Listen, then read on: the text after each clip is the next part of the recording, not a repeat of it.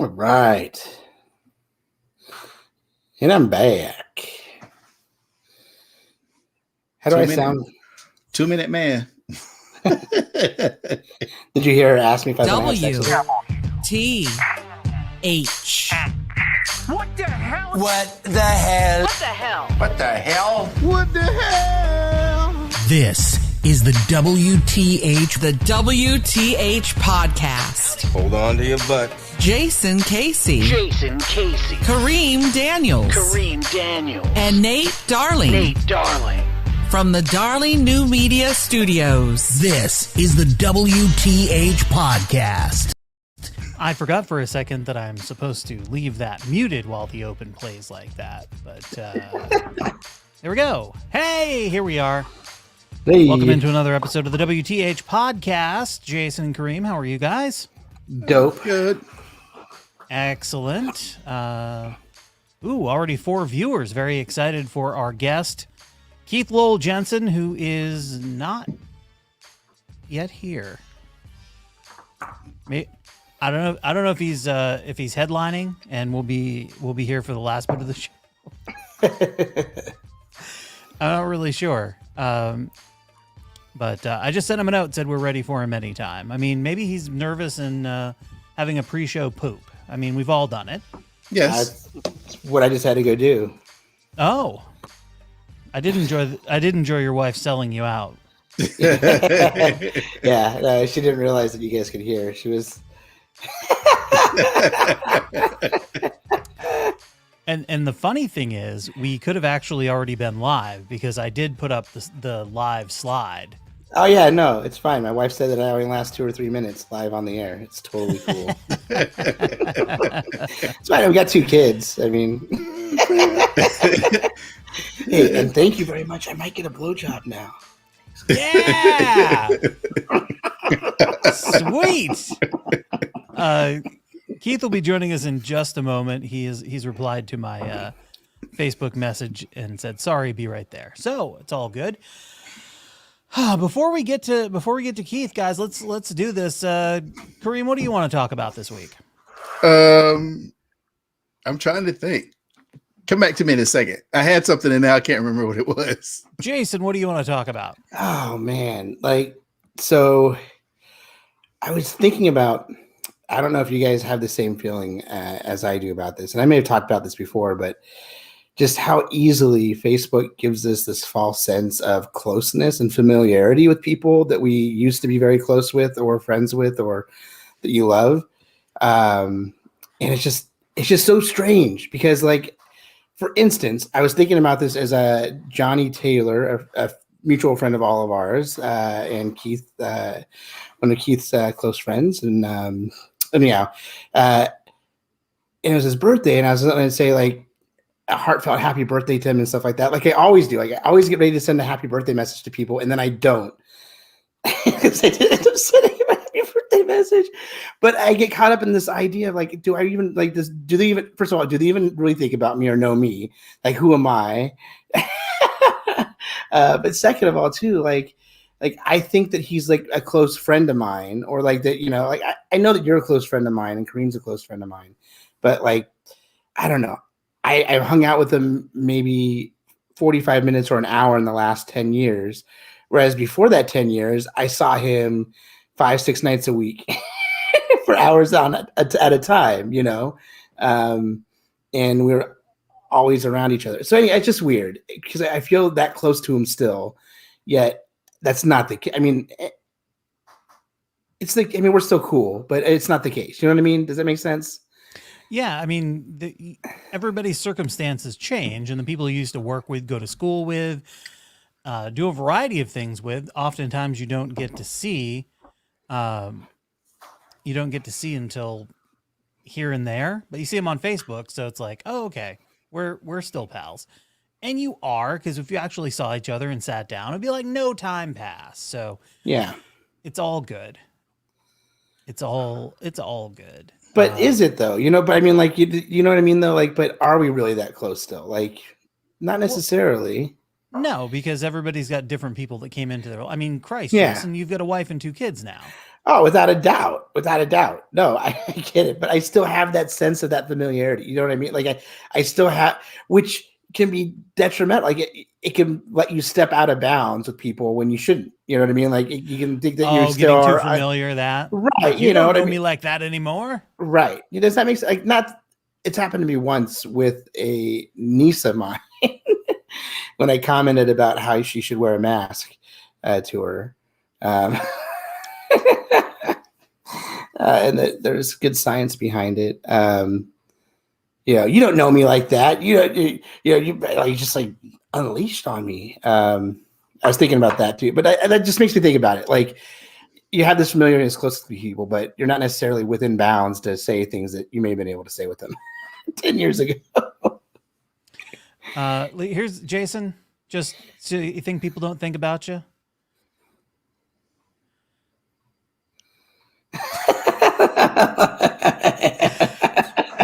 I'm guessing that is Johnny. That probably is. Yeah. So there you go. There's the answer to your question right there. It's the way we go. Kareem, did you remember what you wanted to talk about? No, but Jason reminded me, I had a similar situation to that. I had a friend who moved to Texas, and he posted about Texas opening back up and how the governor, gave them a choice for their freedom. And so I called him out on his bullshit. So I said, well, if that's the case, then feel free not to go to the hospital if you get sick. Because if you want to be selfish, be all the way selfish. Don't take your ass in the hospital and make people wait on you because you was an asshole. And he deleted me. Can't imagine why that would be. I don't know if he deleted me, but he blocked me. I was like, but I was like, at this point, that's where I am with this. If you're going to be that much of an asshole, then be an asshole. Just don't go in. And then, now I do remember what I want to talk about. So yesterday I went to Oakland to look at the mural for the Women of the Black Panther Party. I saw that photograph. Yeah. Amazing stuff.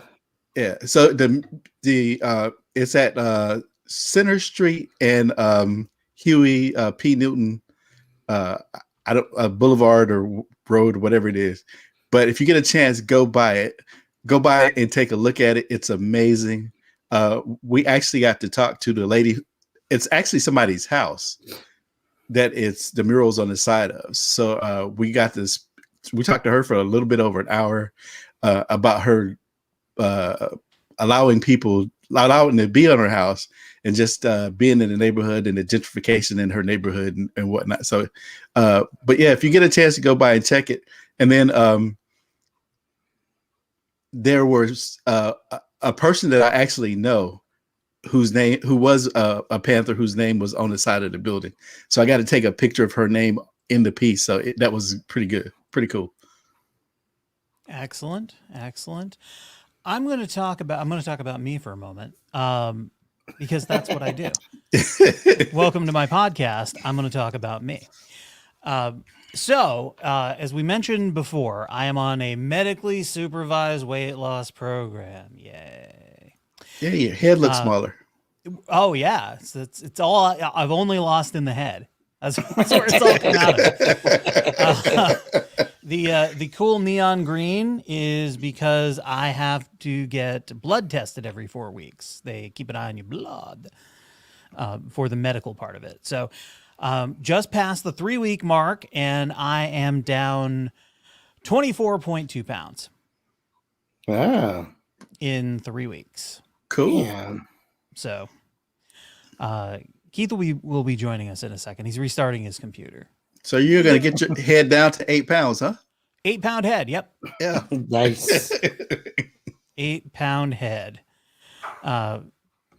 Yeah, he's having some computer issues, so he'll join us when he gets a chance, and that's fine. Pound head. Oh, good, we're on live. Hey, yeah. Woo. The other thing I want to talk about, because with this program, I have not eaten real food.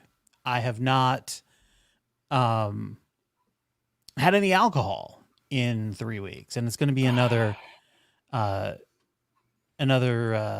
it's a 12 weeks, so another 9 weeks. Wow.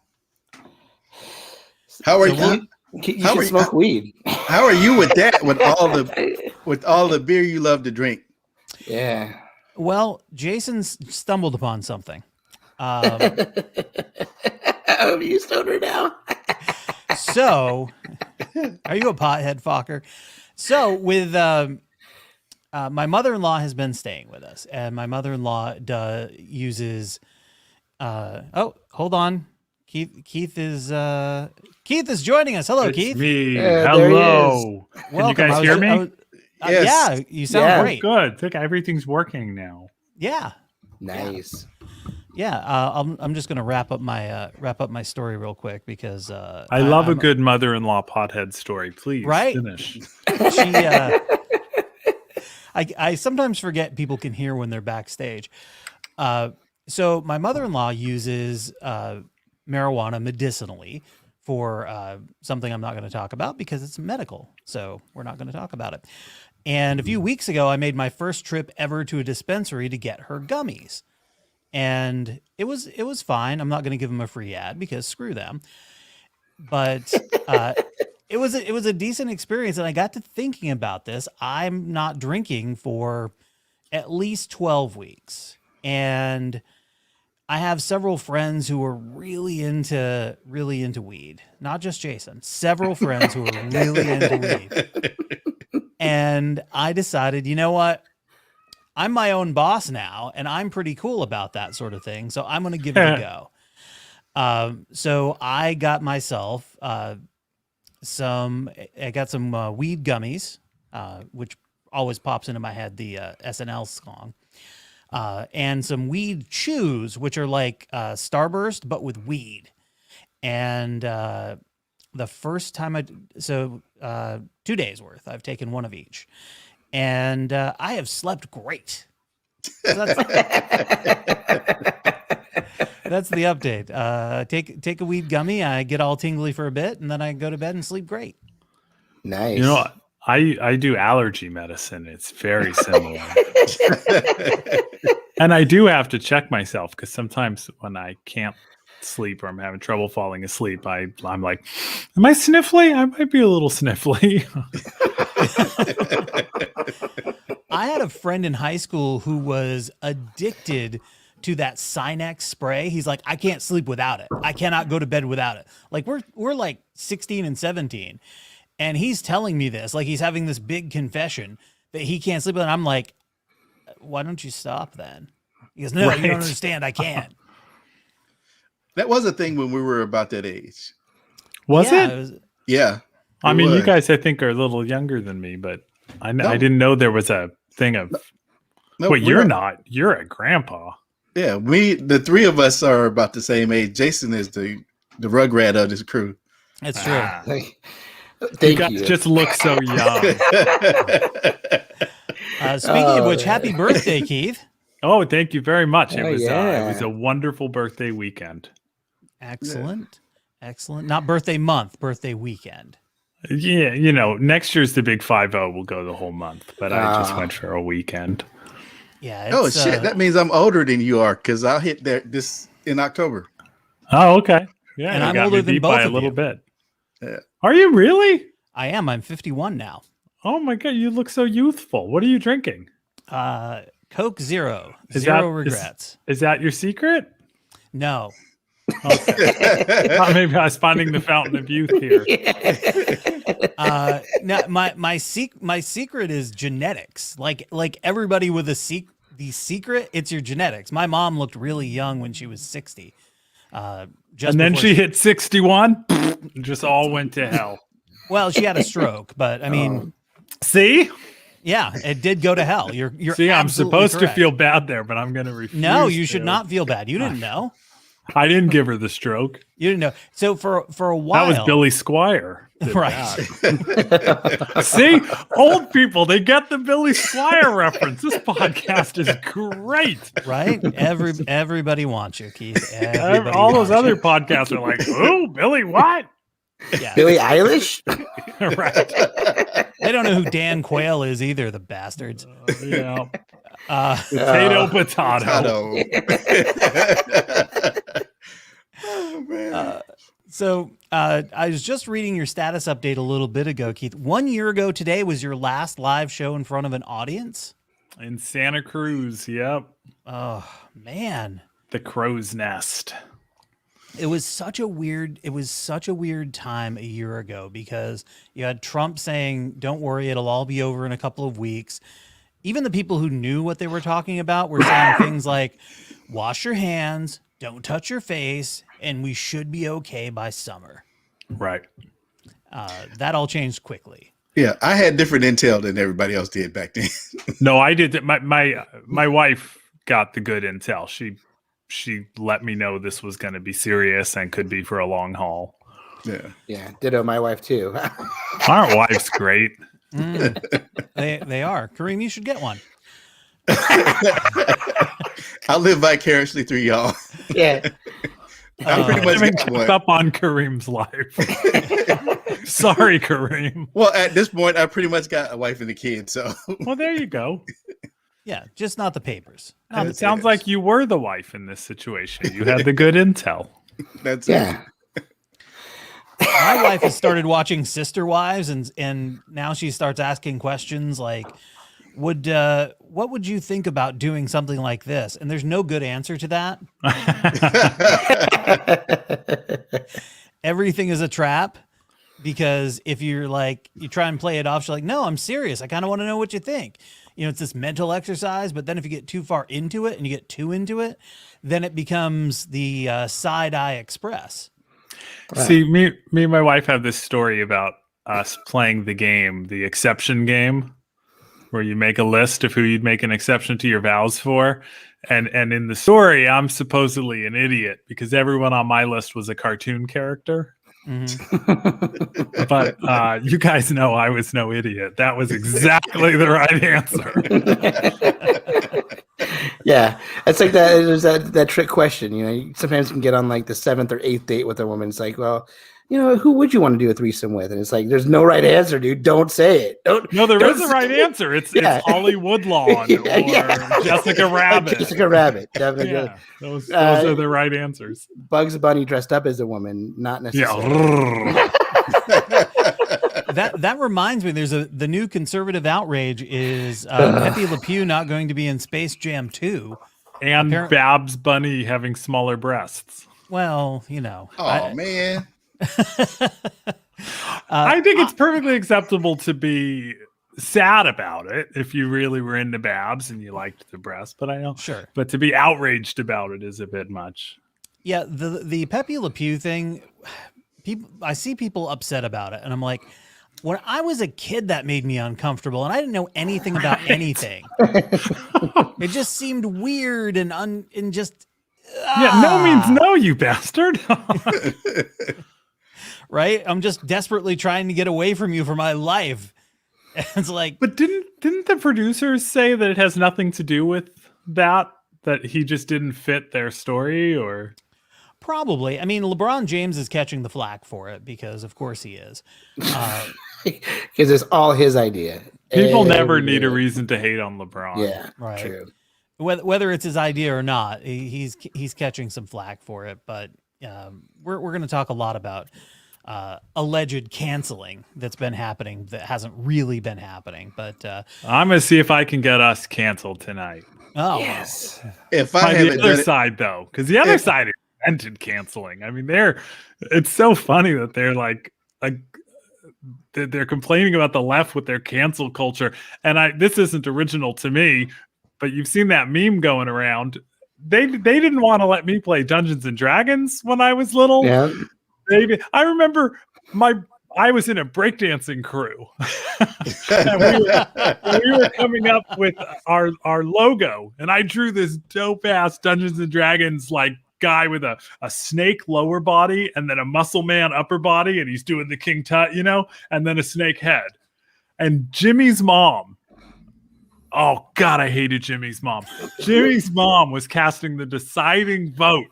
And Jimmy drew the other drawing, and she was like, "I'm sorry, Jimmy, but Keith's drawing is better. Keith, what is that?" And I was, I don't know. It's like a Dungeons and Dragons character. And she goes, "Oh, Dungeons and Dragons? That's to do with Satan." And she voted for Jimmy. And I was like, "No, your mom's vote doesn't count. She's too stupid to count." And our breakdancing crew broke up over me calling Jimmy's mom stupid. Was she in your dad's church? What's it? No, my dad wasn't the church guy. That was all mom. Dad was the closet atheist. The closet atheist. Yeah. The guy in the closet hiding the Bible. Nope, not today. All right. Not today, Jesus. Not today. But yeah, no, I mean, they canceled things left and right. The heavy metal music, anything that was fun. There's so much. The whole Satanic Panic. The Two Live We used Crew. to play marbles, and they said it was gambling. Satanic Panic, yeah, everything was. Everything was like it was all off. Like it's ridiculous, and it was in the '90s too. Like I mean, they did it with the NWA. They've done it for years. It's canceled idea. Like, and they tried to cancel Ice-T. Yeah, and how dare they? Two Live Crew, Ice-T, Prince. We tried to get them to cancel Vanilla Ice. Unfortunately, right. Canceled himself. What's really weird is Tipper Gore was part of that, and kind of she was a face. She was part of that. Face right out in front of that thing too. Okay, see, I feel like we're talking about two different things, and I don't like either of them. But the Tipper one, I think, was less the Satanic Panic. It was about explicit lyrics, and it wasn't about about satanic. Right. It was about Two Live Crew and there's overlap, but there's things. Yeah, and I tell you what, I was a fan of hip hop at the time, but I didn't like Two Live Crew. I liked more like political stuff. And it's so funny to look back now, and I'm like, man, with those dirty, silly, just goofy lyrics, they were total free speech freedom fighters. And I didn't see that at the time at all. Every now and then we'll pop in a comment if it makes sense to, just for the people watching the video stream. I'm glad Johnny hates Jimmy's mom too. And the Two Live Crew actually ended up with a case that ended up at the Supreme Court. Yeah. Oh man, go Uncle Luke. That's dope. Yeah, unlike Donald Trump, they could actually get a case all the way to the Supreme Court. Oh, yeah. I mean, Larry Flint had the thing in the '80s too. You know, Trump, if you're listening, in your face.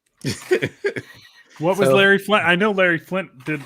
Oh well, because he freedom speech fighter, but yeah, well, his thing was he had written. It was in Hustler. They published an ad for, was it Hennessy and who was it, was it the vice president, or was it the anyhow, it compared his mom to a hooker, pretty much enjoying a nice cognac. And it was satire, completely satire, right? And protected as such. And they're like, no, we're going to sue you and shut you down. So, fun aside, speaking of Hustler, my favorite cartoon of all time is a one panel from a Hustler magazine. And this is from the 80s. And so I still remember this. So it's really great. It's This is where we get canceled. Let's do it. It's two old ladies sitting in rocking chairs. And there's a fireplace mantle. And one says to the other, he didn't want to be buried or cremated. And up on the mantle, it's just Can O' Tom. And he's got this big grin on his face, and he's waving like, ah. That's dope. See? Favorite cartoon of all time. I mean, that right after some Family Circus ones. I mean, same idea. They're both one panels in black and white. In one of, oh man, what's his name? Gary Larson, in one of the Far Sides, he showed a real example of a case when Dennis the Menace and the Far Side got their captions switched on accident. And like Dennis is eating a sandwich and he's saying, "Oh no, hamsters again." and the Far Side cartoon was a bunch of baby snakes complaining about dinner, you know. Like, hamsters again. That was so funny. And then I think there was another one, and it was who was Dennis's neighbor that didn't like him? Mr. Wilson. Mr. Wilson. Yeah. And he was just saying, I see your skull sitting on a shelf in a museum. And it was the Far Side where the caveman fortune teller is saying that to, her caveman customer. I see your skull sitting on a shelf in a museum, but much funnier when Mr. Wilson saying it. So those are my favorite comics. My favorite comics happened per chance. The dark turn by chance. Yes. Love that. Keith has a special on Amazon Prime right now, not for rehire. Let's take a little listen. People, if you get a wrong number call and they ask you for a reference on someone you've never heard of, you give them a good reference, okay? We're all in this together. Getting fired became kind of a fun thing. Doing it in new and creative ways. Get out. You can't eat here anymore either. But then I got not for rehire. That was even better. What a great way to ensure you never suffer the same indignity twice. This is a quote. My name's Keith Lowell Jensen, and I write autobiographical fan fiction. This is my job. I've opened for the Wu-Tang Clan. And please know that no one will ever believe you that this happened. Amazing. You lazy bastard. Instead of going and finding a clip, you played the trailer. I played the trailer. It's designed to get people to watch the special. Not this week though. We're boycotting Prime this week. Don't cross picket lines. But next Sunday, next Sunday, definitely get on Prime and watch my special and leave a review. Start on the 14th. 14th. Yeah.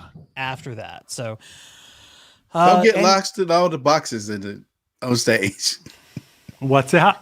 I said, don't get lost in all the boxes on stage. Yeah, that was fun. My set designer, Jason Adair, came up with that idea. Well, what I kind of regret that I didn't do, we let the audience take the boxes. So cleanup was the snap. We're like, you want a box? Grab it. And so all the boxes just walked out the door. But I was moving right around that time. And Jason was like, dude, you should use these boxes to move. Like, what would your neighbors think? You show up, you got your face printed on all your boxes. Who the hell's this guy? It's KLJ. It says right on the box. I saw you doing that show quite a bit before you actually recorded it. I worked on that thing for like 5 or 6 years. Yeah, I recorded other things while working on it because it was a hard show to work on because I wanted to find that right mix of how much dramatic stuff I could put in order to tell the story that I had to tell. I talk about my mentor dying and so it was really hard to work on. And especially if you're in a club and you're featuring for someone, you can't do that material, Like there's no headliner that wants you to go out there and cry before you introduce them. That's a tough one for the host coming back out. Like, all right, Keith Lowell Jensen, everybody. That's one where the booker is like, do a few jokes. Clear the. Just let everything warm back up. Yeah, and that story is a great story. The story about your mentor. Oh, thanks, man. Yeah, that's really the story that's at the heart of that special. And what made it, I think it makes it special, but it also made it really difficult to do and to practice. So, yeah, I saw it. God, I forget the name of the theater. It's a little theater in Midtown. At the Geary. Yeah, at the Geary. I love that place. I remember walking out of there and just saying, "Wow." Oh, thanks, man. It was just really, really good to sit. It was just a great experience to go through all of that. And you sort of, as you're watching it, you sort of think through all of the crap jobs that you've had and kind of how they worked out. And should I have gone full crazy with that? Should I have done this?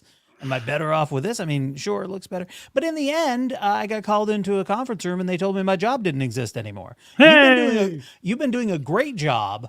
We just don't need that job done here anymore. Right. And it's like, it's the employment equivalent of, it's not you, it's me. Right. It's the universe. And that was followed up with, here's a plastic bin from Home Depot. So you can put your stuff in. which was super nice because that was about a $3 value.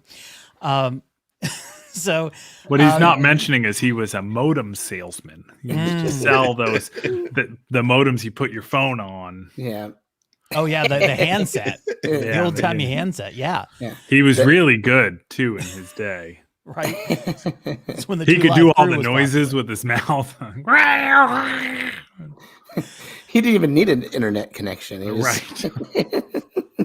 Absolutely. Make noises into the phone. So how many specials does that make for you? Well, I mean, like defining between an album and a special. If you just count like hours that I've released, that's the 8th. Not all of them were video specials, though. I think it's probably my 4th like video special, but my 8th hour. Oh, okay. Number 9's all ready to record. It's just this stupid pandemic got in the way. That's always a kick in the balls. Let me say something else really nice about Keith right here. I like this part. Back in the day, when I got to Sacramento, I said I want to do comedy, but I didn't know what I wanted to do. So I started out doing improv, which is great and terrible all at once for a variety of reasons that I'm not going to go into. It's great because of Jason and terrible so I decided to try stand-up, and that has its own set of challenges. And one of the nicest, most supportive, friendliest people that I encountered while doing stand-up was Keith. And you were just so phenomenal to people who were new to it and trying stuff out. You were really giving with like time and opinions and that. And in addition to, you were teaching some stand-up classes at the time, I think. That's funny because there's people out there that will say the absolute opposite about me. And I agree with you. I try to be friendly and supportive, but there's people out there that are like, that guy's the biggest jerk. You're an asshole. Well, every once in a while, I think it comes down to whether or not I think you have something. And then, like, I'll try and help you and be nice to you. But then there's people that come up to me and they're like, hey, book me. And I'm like, I don't really have a space for you right now. And they're like, that guy's a jerk. And it's like, well, I'm sorry. I didn't think you were funny. Every other joke you had was about rape, dude. Sorry. Right. Or the person that'll go on stage at Luna's and start yelling. I'm like, no. This is a tiny little room, man. Like, no, you can't be yelling in here. It doesn't fit into a microphone. And yes, I am thinking. I am thinking of a specific person, by the way. I don't even remember his name, but I remember this guy got really mad at me. He's like, how come you don't book me, man? And I'm like, because you're too fucking loud. You're harshing our Mel. Right. You're totally harshing our Mel. I don't like harsh mellows. That's a room where you can just talk like this without a microphone. Without a mic, right. You can hear with a full house. Yeah. The microphone was mostly just to be louder than if somebody was being rude and heckling or whatever. Yeah. It gave you an advantage, but otherwise it was totally unnecessary. I mean, they even waited to make drinks there and like certain things there sometimes until a set was over. Oh, I used to get mad at people if they ordered anything with a blender. I was like, how dare you order a smoothie? You order it once. And then I get a smoothie right away, keep starting. Right. Art moved the blender further back in the kitchen. So I was like, thank you, Art.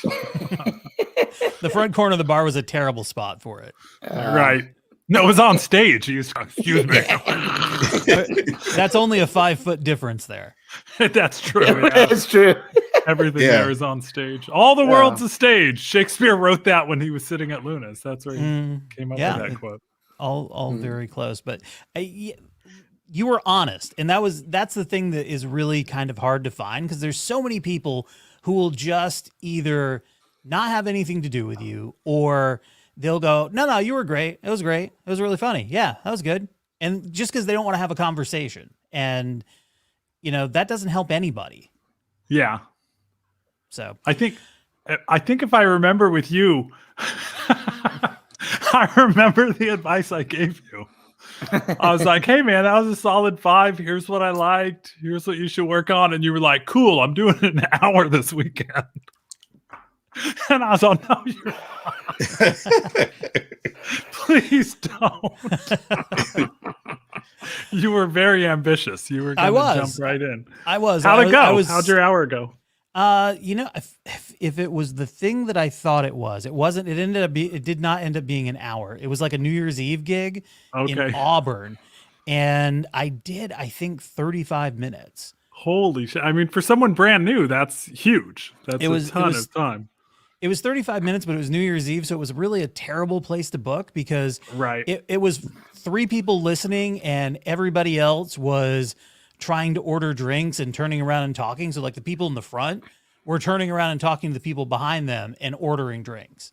What's funny is there's comedians I don't care for as comedians who are fantastic at those situations. You know, like I've been in rooms where everyone is talking, it's noisy, it's rowdy, there's drinks being ordered, there's, darts being played, and there's these certain guys that'll get up there and just be like, "What's up, everyone? Are you partying?" I just like grab them, and I'm just like, "Oh shit, I could never do that." But it's it's a great person to have host or start a show. Yeah, my whole thing was, as long as there's 5 people paying attention and having a good time, I'm doing a show for them. Fuck everybody else. I've done that. Yeah. Where there's one table and you're like, all right, this is for you. I think we've all done that, right? Like, because is there anything more frustrating than going to a show, you're enjoying it, having a good time, and the only thing that happens is they're paying attention to the one asshole. And it's like, fucking ignore him. We're trying to. Yeah, the one asshole we're supposed to pay attention to is this asshole. It's us. The one with a mic. I'm the asshole tonight. Damn it. One asshole at a time, please. Right, exactly. You go sign up. There's a list. There's a list for assholes. All right, the asshole list they call it. All right, let's get into a little bit of show. Supposed to keep What's that? We're just riffing. Yeah, we're just riffing. It's fine. We do what we want. It's a podcast. We don't give a fuck. Newsmax did a bit of a thing. Their lower third says leftists are modern day book burners, and here's the audio to go along with that. Oh shit! Oh, awesome! I love them. Mr. Potato Head, Dr. Seuss, Star Wars characters, pancake syrup, butter, and beloved sports teams' logos banned, erased from history. So great. These are all cases where the companies that actually were doing those things decided not to do them. Yeah. And some of them after pressure for several years. But why do you care? Why do you care so much? Why are white people so attached to racist tropes? Right. I mean, they're pretty well ingrained. Well, that's why, like, I feel like answer. I always go back to the example of blackface, because in comedy, people are always going like, oh, they killed comedy. Political correctness killed comedy. And I always show them a picture of somebody in blackface. And I'm like, yeah, they ruined it for this guy. It's like, are you going to defend that? Or are you going to say we should still be allowed to do that? It's just the logical progression of the same thing that made blackface go away. It's funny how the people that are so ardently supportive of capitalism get so upset when capitalism goes against their ideals. A perfectly capitalist decision. Yeah. I mean, like, these are all decisions because of one reason and one reason only. These places want to keep generating money, and they see the way that society is turning. There was this public opinion poll that showed that gay marriage passed the 50% point. Yeah. It was like edging up. And the day they passed it, all of a sudden Target is super pro-gay. Oreo cookies are pro-gay. Like, it used to be that beer companies were pro-gay inside a gay club. They were like a politician. They were only gay inside the club. Yeah. And then all of a sudden, works, right? Then, the rainbow capitalism. They were like, oh, wait, everyone loves the gays. We love the gays. They have a parade. Let's sponsor their parade. Let's sponsor it, yeah. But even last year, when all of the stuff that was going on with George Floyd, after George Floyd's death, and all the companies lined up behind pretty much the black lives. But the thing about that was there was a Citibank that did a article, and they found out that racism was costing like $86 trillion or some shit like that. Yeah, Some crazy amount of money. Like, I love my racism, but I don't know if I'm willing to pay that much for it. Yeah. Like for everybody, it's costing like $8 trillion. So it was like, wait a minute, I want that money more than I want me to be racist. Are you a capitalist or are you a racist? Like, just Yes. make up your mind. Just tell me. Like, it's cool. Like, I don't like either of you, but I just want to know. What a horrible choice to have to make between your greed and your racism. That's gotta hurt. They're like, I want my money. I want my money and I want it now. So here's a fun question, hypothetical. What would you've got greed, you've got racism. What would be the third thing if you were doing fuck, marry, kill? Well, I'm supposed to pick something I like then, or am I marrying one of those other two? I'm kind of lost. Porn, I guess. I'd like to marry porn. Yeah. I'll say fuck racism because I had a Fishbone T-shirt that said exactly that. Yeah. And let's kill capitalism. Let's do it. Right. But we'll definitely marry porn. Yeah, definitely. Hello. Want to keep porn around. Glenn Beck also very upset this week. Oh, good. They are banning Dr. Seuss books. Okay, one more time. They are banning Dr. Seuss books. I love that voice. They are banning. They're not banning. You can always find which words to How lie. much more do you need to see before all of America wakes up and goes, this is fascism? Okay. So I have Are we to ask them, Antifa or what would be the other option? Is to tell the company publishing Dr. Seuss's books that they have to keep publishing them? Because that kind of sounds more fascist to me. That's way more fascist. Because no one banned the books. No one's burning the books. Like, they're just going to stop publishing 6 titles. 6 titles that were not selling very well. This isn't the Cat in the Hat. I mean, I'll admit, if I ran the Circus, I think is the one that they're... The Zoo, I think it is. Yeah, no, I think the Zoo is still okay. Is it? No, the Zoo is one of the ones that was banned. Oh, is it? Okay. I ran the Zoo, yeah. Like that was like the only one on the list I'd even heard of. See, I had the Mulberry Street book. That was the only book that I had out of those. Yeah. And I'm somebody who loves Dr. Seuss. Like I have like almost all of the books, and those were 6 books that I didn't have. Right. So you better go get them quick. No, it's okay. Yeah. It's so ridiculous because the second level of upset is they're mad that eBay is not letting people make a ton of money selling them on eBay. If you have a copy of those books, they're not selling them. Yeah, because there's millions of them. and their angry comparison was, well, you can sell Mein Kampf on eBay, but you can't sell Dr. Seuss. Because Mein Kampf is being heavily marketed to children. They read it in nursery school. And there was, I think, somebody else said, why is wet ass pussy allowed? And, if I ran the Zoo isn't. And I'm like, because my kids never heard wet ass pussy. well, also one's racist and the other one is about female empowerment. Right. That's it. Wet ass pussy's great. What do you got against wet ass pussy? Yeah. If you're going to pick a fight with wet ass pussy, you are not going to win the American public. I'm a fan. I think all 4 of us are. Yes. And the song's not bad either. Exactly. Mm-hmm. Bigger and bigger fan as time goes on. So I was on Facebook and our friend Sushi Brian said we should talk about the rise of hate crimes targeting Asian Americans, and I said yes, we should. We should. They are up by 150% in major U.S. cities. 122 incidents of it in 16 of the country's most populous cities in 2020. That's almost 150% up from the previous year, according to data compiled by Cal State University's Center of Study of Hate and Extremism. I didn't even know that was a whole thing.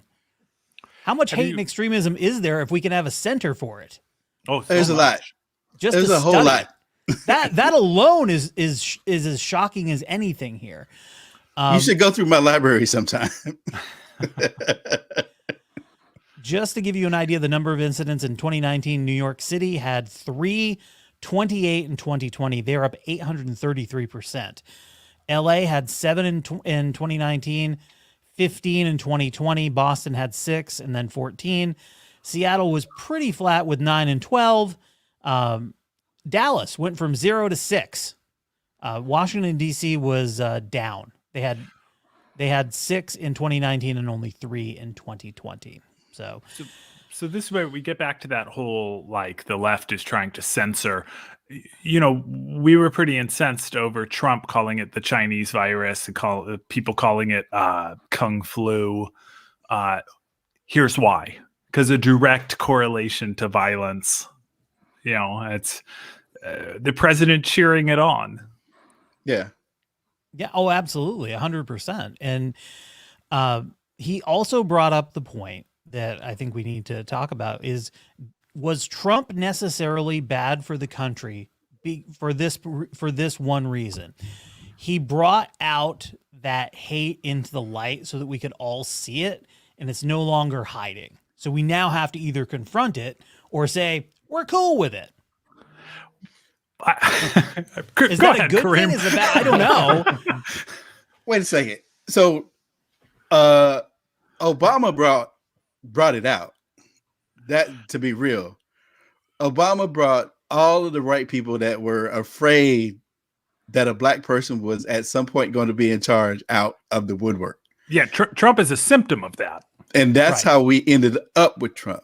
Right. Because the Tea Party did a bunch of real racist shit before Trump even got to the point where he was going to run.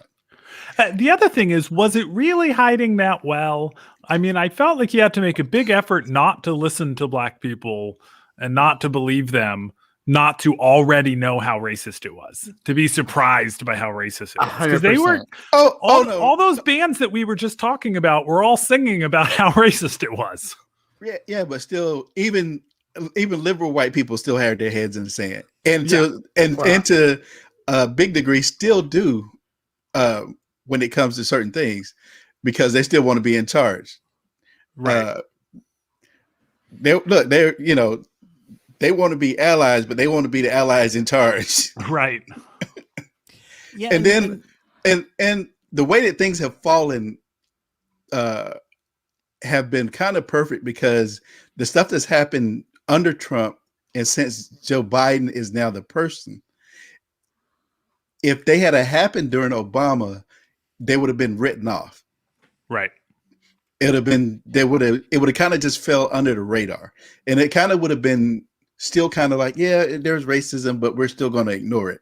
But because it's Joe Biden's a white man, and all of this shit that happened in the last year has happened pretty much with just white people, then you can't ignore it. You have to, it's like, oh, okay, this is a shit. And Biden is called a centrist, and he is a centrist, but not what a centrist was when he was vice president. He's so far to the left of that now. And then the Democratic Party that's pushing him is so far to the left of that. And those of us even to the left of that are mad that they're not more left. Yeah. But I feel like that's another Trump effect, is that the whole Bill Clinton compromise centrist thing is getting pretty beaten up now. You know, we've got two centrists screwing things up in the Senate instead of like half of the Senate. Yeah. Yeah. Well, there's no compromise anymore. And that's kind of what we're seeing is you used to have these bipartisan things that, I mean, yes, it's been going on for 25, 30 years now, the way it is. But I remember when I was a kid, there were bipartisan things where one side worked with the other. They would each get a little something in. They would have to compromise. They would put something together that they thought was good for everybody. And since Newt Gingrich came on the national scene, in particular, that all stopped. There's no compromise, and there hasn't been. So this idea that you're going to compromise and come together and find unity, that doesn't happen on important issues. It happens all the time on little things we never hear about. Right. And that point's been made by several members of the Senate. That's how Republicans and Democrats can be friends. They've got a lot of stuff that they work on together that we never hear about. It just goes through. But these key points, neither side really wants to move on it at all. Because if you're negotiating with conservatives, they don't negotiate in good faith. And that's been the thing. And there's only so many times you can negotiate with somebody. Okay, we're going to be cool now, right? Right. We're cool. But how many times is that? Because it was so many times. It was Right, and it Charlie just Brown happened- trying to kick loose. It just happened again. It just happened again. It just happened right now. Yeah, but this is the thing that Joe Biden learned from the Obama administration, and that's why with the COVID bill that he was like, okay, I'm going to give you this much time to negotiate, and if you're not going to do any good faith negotiating, we're just going to move past your ass. Right, and that was beautiful. Yes. And the other thing that the Democratic Party doesn't understand, or at least a portion of it, is that the Democrats want them to fight as opposed to them to just coexist. Yeah, it's so funny though. It seems like satire. How quickly we got a Democrat in the White House, and then all of a sudden it was like, how come we don't work together? How come there's no compromise? Yeah. From the king of, I'm going to get nothing done and be proud of it. I will let nothing go through. I'm going to stubbornly stand and hold my ground. Mr. McConnell might as well have said, I am not going to let this nigga do anything. Right? It's pretty much what he said. Yeah. Well, not in so many words. That's what he said. Yeah. Yeah. You gotta read between the lines. That's what we heard, and that's what his supporters heard. Yeah. Right. So speaking of supporters, there were a lot of people who were convinced that last week Donald Trump would once again rise up the March and be inaugurated. We have a couple of them. This is Prophetess Catkerr, who lets us know that Trump is ready to step in. Prophetess. Now I declare and I call forth our president to take his rightful place. Okay, let me set the scene here. This is a lady, probably late 50s. She has a tree branch that she's banging on her stoop. She's wearing pink shoes, a blue and white polka dotted outfit, and her hair is also pink. Trump, to come forth right now, step into your destiny that God gave you, called you, appointed you, and anointed you for this time to declare over America, to help America. This is his choice, and we call you forth right now in the name of Jesus Christ, who is with you, who will always be with you. The people are with you. The prophets of God are with you. The military is with you. So come forth, step into your destiny now, saith the Lord. Okay. It's mind-boggling. First reply on Twitter, that's a stick. This woman is insane. Yeah. That is not a stick. That is a staff. No, it's a stick. It's a stick. It is a tree branch. Fell down in her yard last wind. He is the least religious president we've had since the early days when Unitarians and atheists could actually do something in Washington. And Biden has to be the most religious president we've had since Carter. And devout atheist that I am, I don't necessarily say that in a bad way. He understands separation of church and state. He gets it. That's why I debate with people all the time where they're like, oh, he's pro-abortion. And I'm like, no, he's very much against abortion. His personal beliefs are that abortion is wrong. He just understands the difference between his personal beliefs and running the country. It's so weird to me how obviously not religious Trump is, and yet the religious nutballs are just like, he's God's chosen. Him hugging the Bible. Wow. The moment somebody started, and I've known this since I was a kid because my neighbors used to say this stuff. Like the moment somebody starts talking about anointment or anointed, like if they see somebody is anointed, like that's like immediately when like I'm like big red flag. I'm not listening to anything else you had to say, really, because you are crazy. Like unless I'm in a theology class and we're talking about actual anointments. But I in the same way that I said people didn't have a right to be shocked by the racism, I guess I don't have a right to be shocked by this in a country where people still fall for televangelists. Yeah. Where Jim Baker still makes millions, even at post-scandal. Selling buckets of food. Oh yeah. Have you had it though? That shit is dope. Is it good? Oh, it's great. Do they have a vegan option? Can I get a vegan bucket? Yeah. All right, I'm going to send away. He calls it vegan. Right. Meanwhile, over on TikTok, it's not just all K-pop kids having fun. No, at Crazy4Fun72 posted this. So I guess this needs to be said too. Oh, I love her. All you people that think Biden is the president, you guys cannot get no stupider, okay? We're no stupider. In the White House, it's closed down. He is on a movie set. You guys are so freaking ignorant that I just have to laugh, because you're not hurting my feelings. Never one time did Trump ever have to fake anything he's done. Not one time. His wife did, though. His wife. Why is Biden faking he's in the White House? Stormy also. Because he's not your president. Wake the fuck up. How dumb can you be? Like, you're so dumb. You're the dumbest people I've ever met in my life. Educate yourself, people. How do we beat that? How on earth do we defeat that? I have no idea. Now we know what Keith had in those boxes. He had babies in those boxes. Right. They were for the atheist feast. Yeah, that's a great question. I ask myself that all the time. I see people who are trying to have with members of their family, because they're people that they love and respect, that conversation. Thank you for not mentioning my family. No, not your family. Do you come from a conservative family? I have. Like my mom and then my dad, who lived in Lakeside, California, which it was in the news on back in yeah, probably one of the most racist places in California. Yeah. Yeah, horrible. Santee. It's right next to Santee.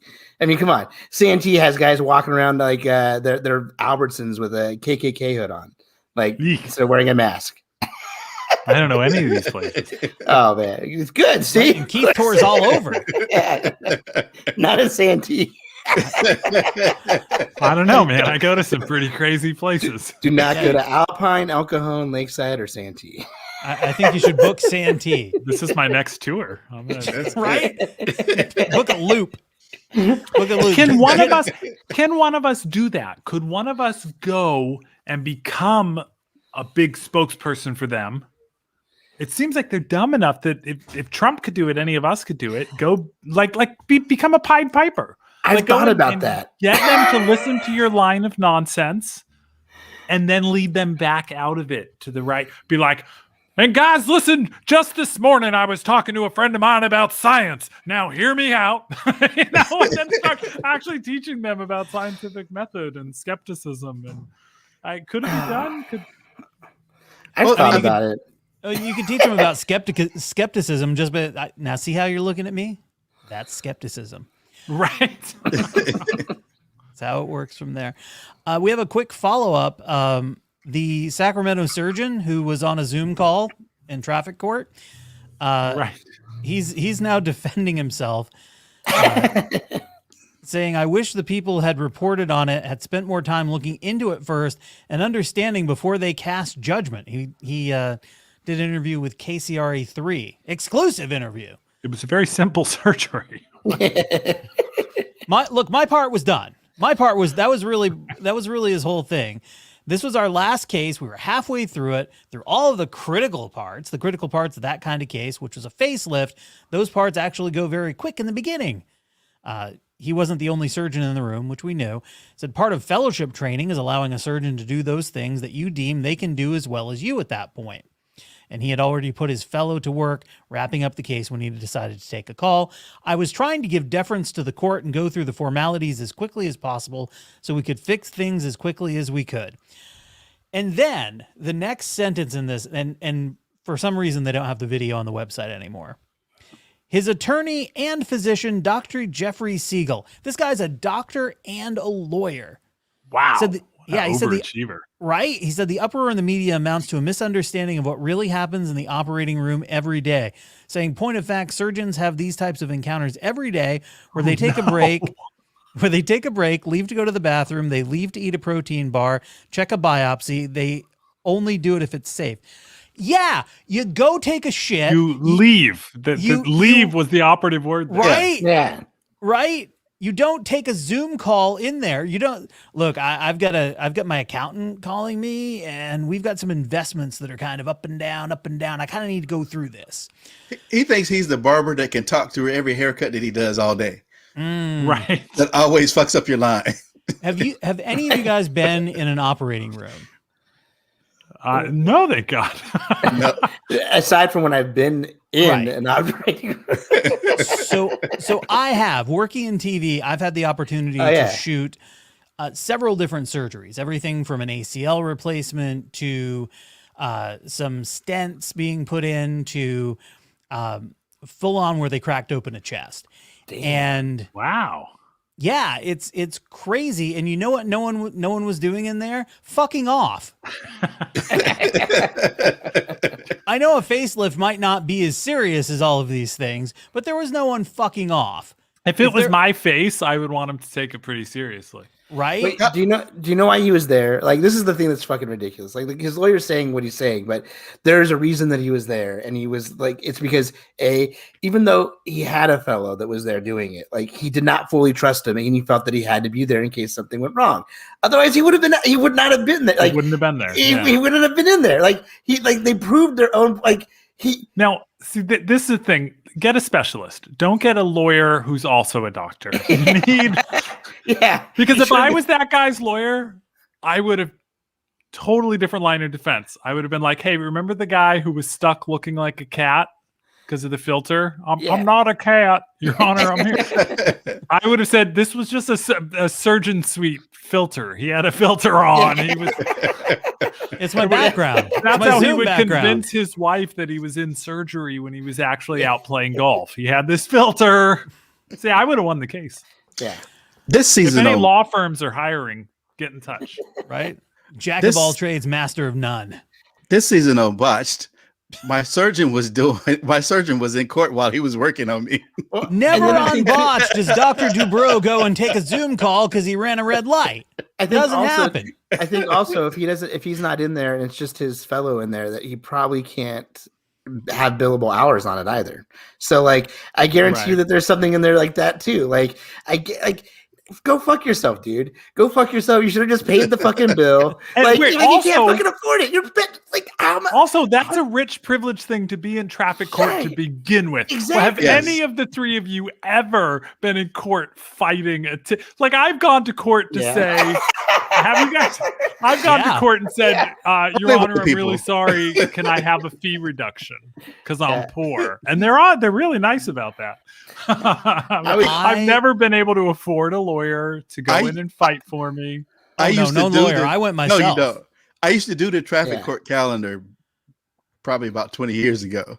I worked at Carol Miller, and I went when we were finished and we didn't have anything to do. We would go watch assholes like this in traffic court, and your biggest hope was that the cop didn't show up. The cop wouldn't show up, right? Yeah. My favorite was I was at the Carol Miller Justice Center again. Oh, here's the thing. I went up and the judge said, "How do you plead?" I said, "Guilty with an explanation." She said, "Okay, what's your explanation?" I said, "Well, the cop pulled me over for being on my phone. I was on my phone because my wife is super pregnant and I thought she was calling to say we're having the baby." And the judge said, "Well, did she have the baby?" And I said, "Within days of then, I can show you proof of that." And she said, "But not that time." And I said, "No." And she said, "Then just pay the fine." And I'm like, damn it. Like, I was worth a try. But while I was there, I got to watch the most amazing interaction where this guy, they're like, "How do you plead?" He's all innocent. And she's all, or not guilty. And then she's all, step to the left, and so he stepped to the side, and then you see this, I don't know, prosecutor walk up to him, and she says, "So you didn't run the red light?" And he goes, "Nope, I didn't." And she shows him a picture and goes, "So that's not you?" And he goes, "Damn it." It was the best little dude, you took your shot. Good for you. But he didn't try saying it was his twin or nope, that ain't me. Don't look like me. Don't look like me to me. No, he was just like, "Damn it." You got me. You got me. Done. Yep, I'm out. You got me. Keith, before we wrap up the show, thank you very much for joining us and spending some time. Appreciate it. Oh, it's my pleasure. I like the part where you said nice things about me. You know what's really funny? One of the best episodes of this podcast ever, and this would go back to 2012. We did an interview with you on the phone, and it was hilarious. Larry, Mel, and I, and we were laughing the whole time, and you were hilarious, and we were hilarious. And you forgot to hit record. No, worse. I went to hit stop on GarageBand, and it crashed.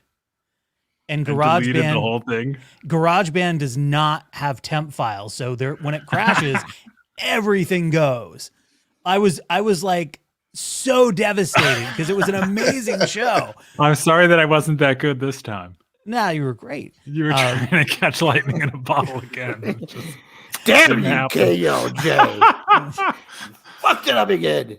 But it was we did all that. Honestly, though, your co-hosts were better back then. To be fair, it's true. Test tube, baby. But I looked at them and I'm like, "Oh my god!" And they were so cool. They're like, "We can stay and record another episode." So we did. Did Kareem just say "test tube, baby"? He did. Can we make that? Is that a phrase and I'm just not aware of it? Dude, you never seen Robin Harris? No. Test tube, God. baby. So when do I say it? Help me. That's Robin when somebody's doing something a little outside the pipe. Okay. That's classic. You never seen Robin Harris? Baby's Kids? Yeah, I know who he is. I've never seen him. Yeah. Oh, damn. So it's not a Kareem original? It's not a Kareem original. No, that's a well, what's one of yours? You got Jason Grant. I don't even know. I don't care. Okay, I don't even know. But, I don't care. These aren't original, but we can run with them. Yeah. Guys, but I want to say before we go, I've met a lot of people doing comedy, and Keith is by far one of my favorite people. Oh, this is the best show ever. And you know the feeling's mutual, man. I love working with you.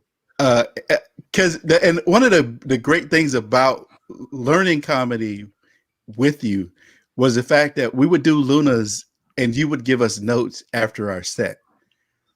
And you know, a lot of people wouldn't do that for you. You would always give us things that we could punch up and things that we could do better. All right, we could work on. So all right. Thank you. Here's where we get canceled. Kareem, say out loud now into the microphone the name of the show that I helped you produce at Luna's. We did The Nigga Show. Yes, we did. And we couldn't even write the name of it on Facebook. We had to make an N by putting a straight up line and a slash and a straight up line because Facebook wouldn't even let us put the title of our show. You remember that woman cursing me out for saying the word after you invited me up on stage to say it? And I told a story about an occasion where someone had said it in my presence, And that's one of the greatest stories I've ever heard. And I've told people that story. Getting them to understand how not everybody's racist, and just it's one of my favorite stories I've ever heard in comedy. So, but man, that woman wasn't having it. Of course, the fact that her friends had to walk her out of the club a little while later because she was so drunk. Oh yeah. And then hats off to Art for letting us do it because Art's all about that. Art Luna's a godsend, man. That guy's the best. So, and for people out in the audience, it was a show with people talking about their experience with the word. So right, we had all kinds of people. Mostly people of color. And I was really nervous being like one of the only white guys on the show that I had you go on stage with me. Yeah. But it's a great story. I was like, Kareem, can you please let everyone know that I am telling this story at your urging? Yes. Because we had talked about it during lunch and you told me the story and I was like, you got to tell that story. I should have had you stay up there with me and just done like that YouTube video where I hand you the mic whenever that word needs to be said. Yeah. So I ended up telling that story, but changing, instead of saying the N-word, I would say good-looking Santa.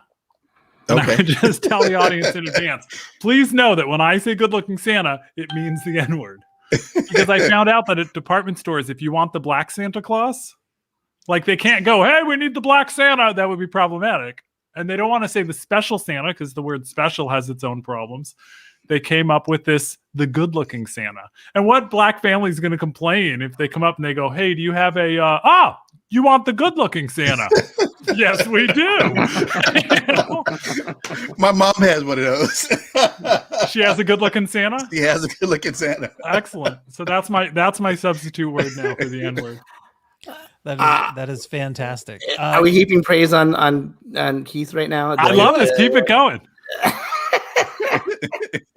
No, I mean, like, here comes my daughter.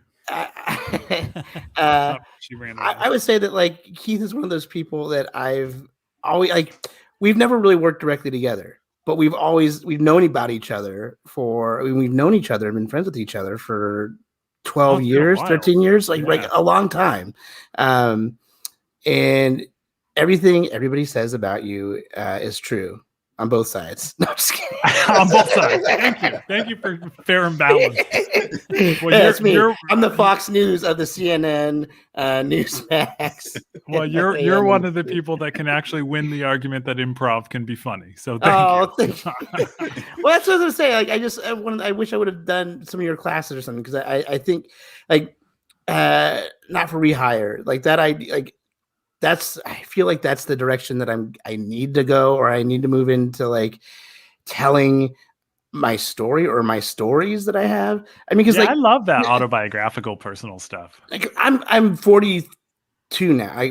42, 43, 70. Yeah. I love getting the part you don't remember anymore. It's all the same. 43. The weed he smoked. But you know, so it's been a while. I mean, but so like I have stories now, but like 15 years ago, like if you would have asked my point of view and stuff like that, like I don't know if I even knew what it was necessarily. Right. But I definitely have a point of view and I definitely have experiences. Like I constantly go back to certain ones. Well, you ain't dead, man. You can still do it. Well, I want to talk to you. You know, maybe talk. Yeah. I'll pay for some classes. Just buy the tacos. We'll meet for tacos. You pay. Jason will be leaving his house in 12 months. Yeah. Yes. Everyone's all, the pandemic's over. He's like, not for me. Yeah, right? Sorry, guys. Pandemic's in overtime for Jason. No, now that I'm...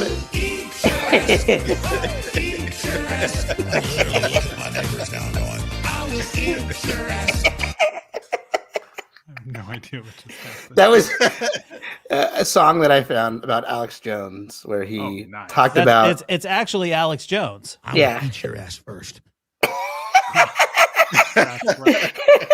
And someone turned it into a remix because he was talking about how if things got bad, he would turn to cannibalism and eat his neighbor. I'll eat your ass. Right. Which then became I will eat your ass. Auto-tune is not, it can be used for evil, but as we've just heard, it can be used for good. Without a doubt. There's a lot of great stuff there. Before we wrap this up, Keith, you have a podcast. What is the name of it and where can people find you? It's Keith Lowell Jensen presents the Keith Lowell Jensen Show with Keith Lowell Jensen.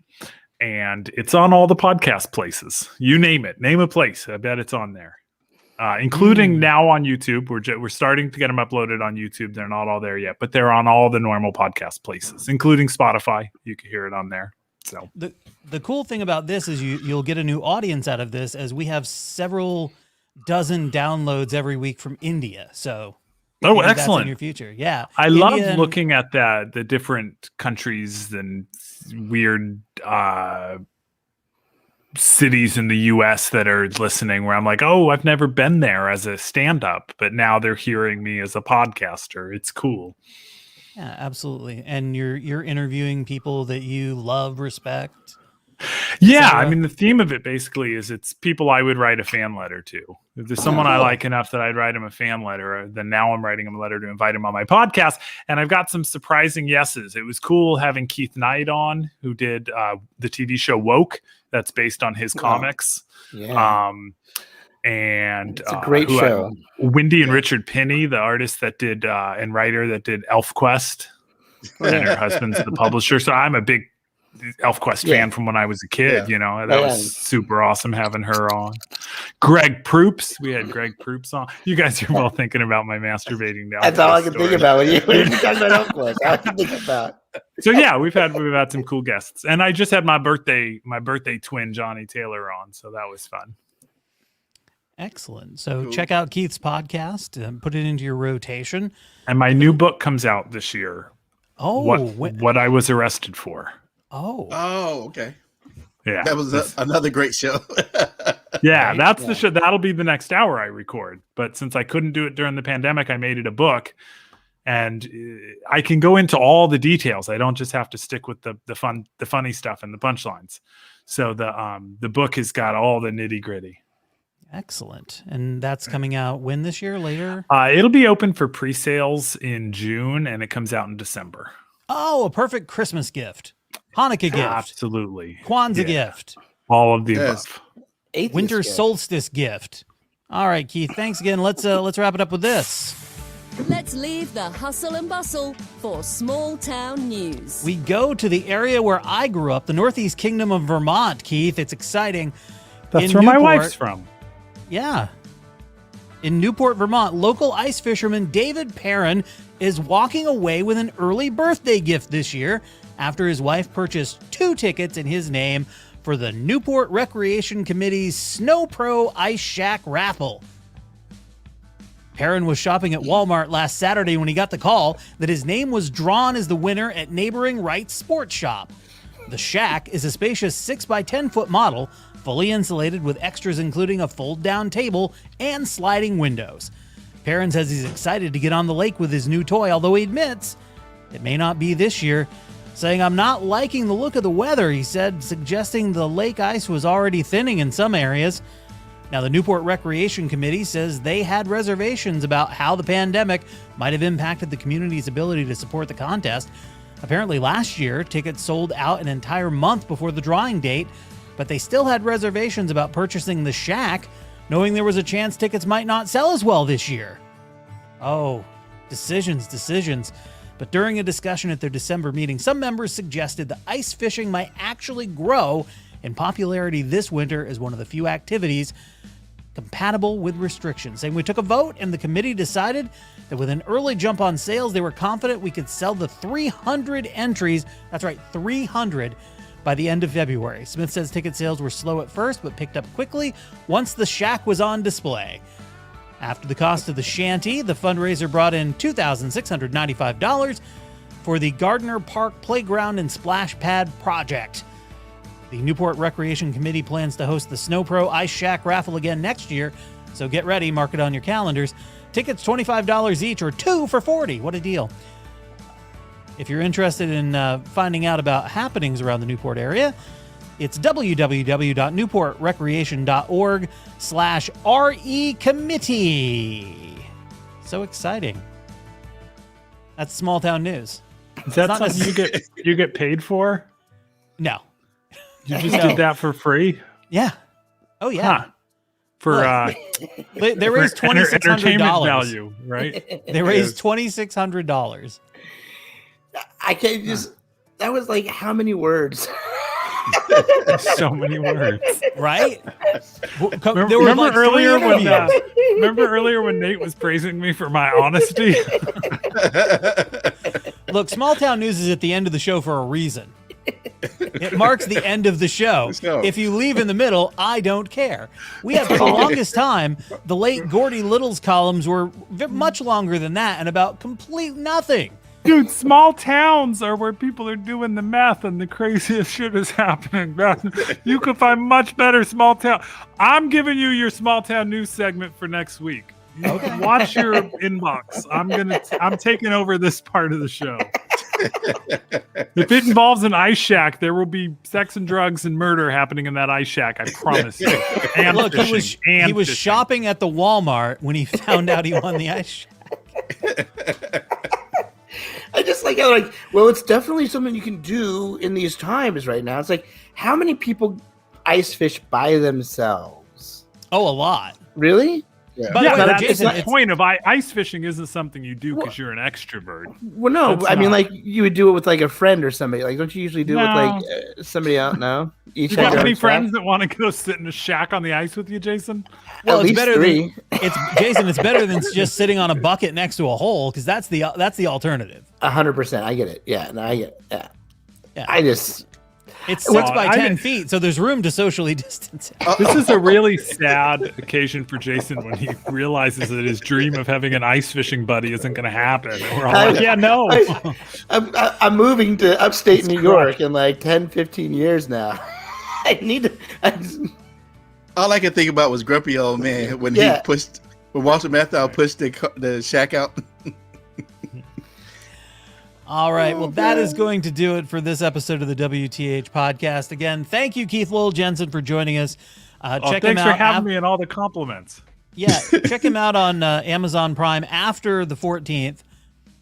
Not For Rehire is the name of his special. It's he has a podcast with his name in it 3 times. So it's like 10 words long. It's the longest podcast title in the world. The Candyman podcast. Right? He's gonna pop through your mirror. It pops up on my podcast addict as Keith Lowell ...